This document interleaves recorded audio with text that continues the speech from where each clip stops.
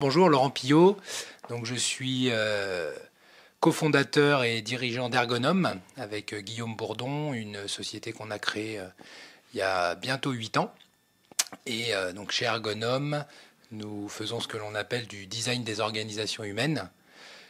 On est convaincu que le travail a du sens quand il est utile, et donc on va aider nos clients à penser une organisation utile et à activer leur pouvoir d'agir. Pour ça, on intervient sur 3 domaines: le design stratégique, le design management et le design d'espace.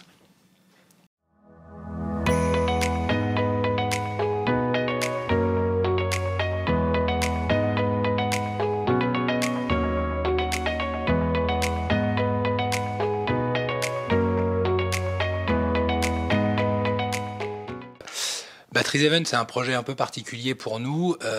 C'est un événement qui fête cette année ses 25 ans. Et il y a 4 ans maintenant, juste avant le Covid, on a été sollicité pour repenser la stratégie de cet événement international et lui permettre de se développer.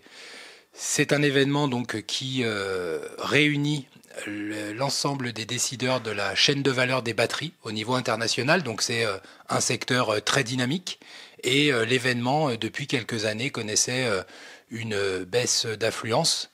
Et donc on a imaginé une stratégie de développement, une stratégie pour redonner un second souffle à cet événement et lui permettre de se développer dans les prochaines années.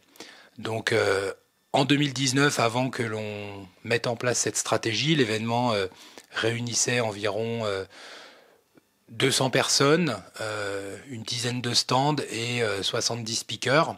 Et petit à petit, grâce à cette nouvelle stratégie de développement, en allant chercher de nouveaux speakers internationaux, des nouvelles entreprises, en déployant une stratégie de communication aussi sur les réseaux, via toute une base de données qualifiée, et en partenariat avec Avicenne Energy, qui est le propriétaire de l'événement, on a pu redresser la barre, redonner une dynamique à cet événement.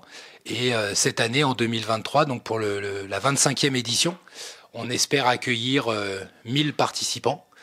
On aura 95 exposants et sponsors, et plus de 170 speakers internationaux qui vont représenter tous les projets qui se développent aujourd'hui. On parle beaucoup des gigafactories qui vont se développer dans le nord de la France, mais c'est le cas aussi en Allemagne, aux États-Unis, en Asie. Et donc on est très content de ce développement au niveau de l'événement.